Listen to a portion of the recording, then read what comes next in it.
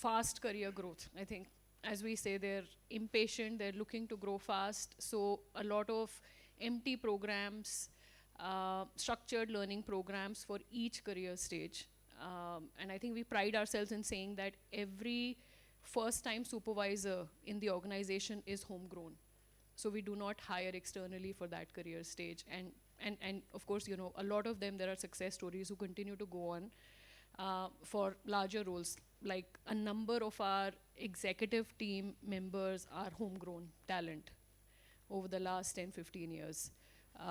So I think structured learning programs, partnerships with a lot of reputed B schools, where because we know that the talent that we're hiring are not coming with that so-called pedigree, so that you know, that appeals to them that they can be here and the organization is making that investment in their career. The other two pillars that we focus on are one is around engagement and a very, very strong engagement engine where we run, and we are hybrid, so we have about 60-40 mix between, you know, in office and at home. So every program, be it recognition, learning, culture, values, wellness, everything is run for the hybrid population, meaning it would run in each office across our various locations, available through the shifts that they may be in, afternoon, evening, available for the virtual group with a lot of like microsite gamification type of engagement that runs over the course of the year, contests that, you know, people can just kind of express themselves and, you know, really have fun at work. I think the vibe that they're looking for is to be at a fun place to work. And that's something that keeps us going to keep coming up with creative programs. If you're launching a values program as well, like, you know, gone are the days of like, you know, formal learning, that may be a small part of it, but we would be doing fairs, we'd be doing puzzles and a lot of game-based learning where they're discovering the values and how they connect with it through that. And the third pillar, which also I think appeals a lot to, you know, both the millennial and Gen Z demographic for us, is a large focus on wellness and a lot of structured programs there. And our motto there is like, we empower you to take charge of your health. So, and again, there are best-in-class tie-ups with, you know, cult to, and again, all of that is also designed for hybrid. So, you know, and I personally used it. So you could be logged in at home, you know, in one room doing, I don't know, Zumba, and your spouse or another family member is on another device in another room doing yoga at whatever time of day, you know, that suits you. You have telemedicine partnerships and everything. And we've built in that element of, you know, elder care, I think, which also appeals to the millennials. So the fact that all of our wellness programs extend to the family as well, they're not just for the employee. I think that builds in, you know, that sense of connection and loyalty, also an appreciation. So I think those are the three things. One reaction, this whole hybrid work, and can I, for a second, hybrid work, right? How many of us have kind of gone out on a limb and perhaps also called out and said that, you know, we are going to be an office first sort of a culture? Sherm has, I know Amazon has, right? Anybody else? Airtel has also said that, yeah? There's a lot, absolutely. There's a lot of flex. There's a lot of flex, but when we are we talk that we are office first. Yeah, interesting. And nobody else. And Samsung as well, right? So fantastic. So I think, oh, quite a few. Okay, so 5, 6. Okay, so interesting. I represent Maruti Suzuki. Right. My name is Manvi, and of course, for us, it is always office. Though we have you know, we have some policies related to work from home and all. However, everything said and done, we can't afford to have a manufacturing line running without people. And hence, it is always office, and it is a common culture for everyone, irrespective of the role. We have to produce 7,000 cars in a day, and that remains the target for everyone. Yeah. Yeah, hi. I'm Prasad. I head the campus relations for HCL Tech. I think the strategies for on and off campus, right? I think HCL Tech typically in a year hires close to 10,000 people, right? And there's a lot of war for talent, right? I think how do we attract that creamy layer is an important factor, right? In any companies, right? I'm sure that is there. I think what I've seen is that we've moved out from a pre-placement talk mode to a leadership talk, right? Where we go pitch and tell them what is in it for you when you come and join HCL, right? People I see appreciate a sense of what, if you're able to be genuinely, giving our viewpoint on what do we need from you or what is the purpose behind hiring this, I think there's a lot of appreciation, right? And I've been doing these talks in the last 2-3 months. I openly tell them I'm here to do a pre-placement talk. I'll tell them the importance of why I'm talking about this, right?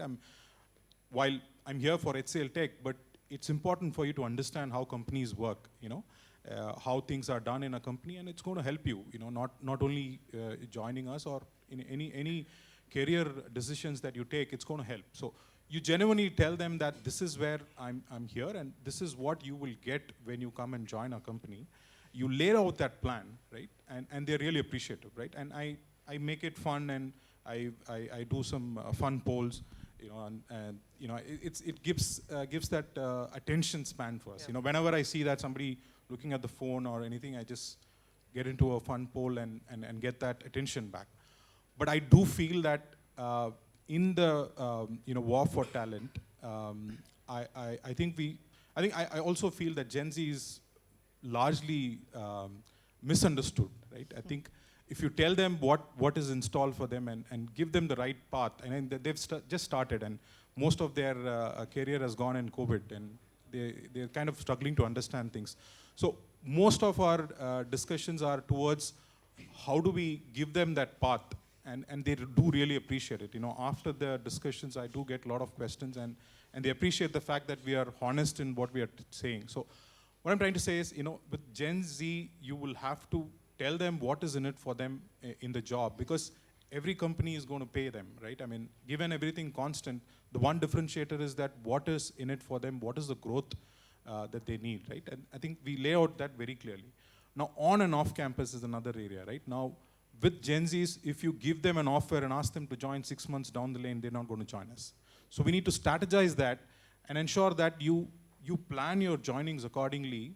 You largely go to campus to a certain date, hire them till that date. And for the later joinings, because the joinings are staggered across the year, right? So we need to plan that out and decide what is the number we'll hire on campus and what is off campus, because it's difficult to keep them quiet. And once you give them the offer, social media is going to buzz. 6 months, you delay the offer, that's going to be a challenge. So I think this generation, I think whatever was highlighted, I resonate that. If you're honest and tell them that this is what is installed, this is what in it for you in the career, they appreciate that, and they might choose us if it's a small difference in salary. Salary is the best, right? I think I've done these polls with all these colleges. Salary, career growth, salary is the first. So everybody wants salary, right? So given salary is constant, you need to put that employee value proposition very clearly to them. So for us, we start with, we know you're Gen Z, we appreciate it, we are training our leaders to welcome you, right?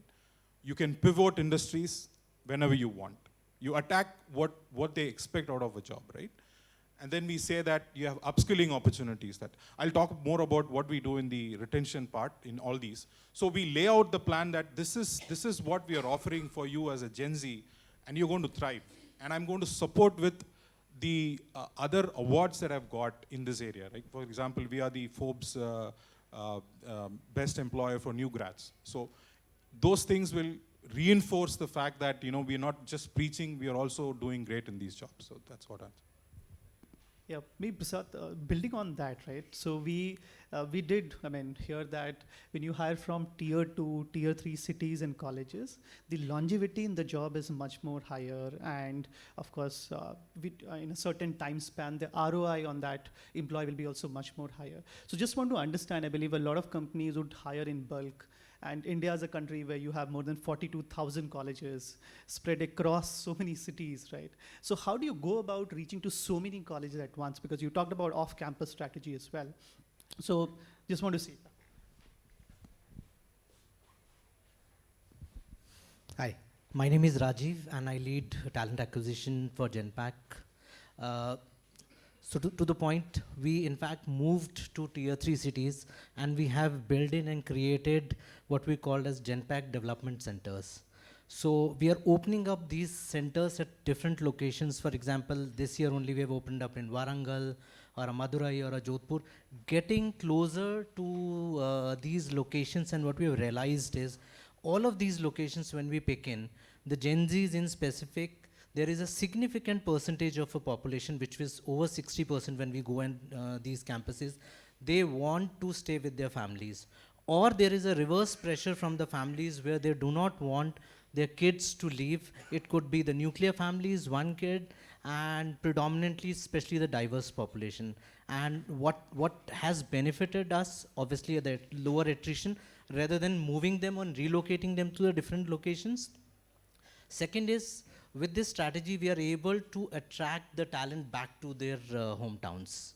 So all the ones who have relocated and when they realize that we have opened up the center, so there are a lot of candidates influx that's coming back that they want to come back to home. Another important thing what we realized is after post-COVID, especially the Gen Zs who have relocated from other locations, post-COVID because of the work from home, they have gone back to their homes. They do not want to return because they miss their home cooked food. They miss managing all the things doing on their own.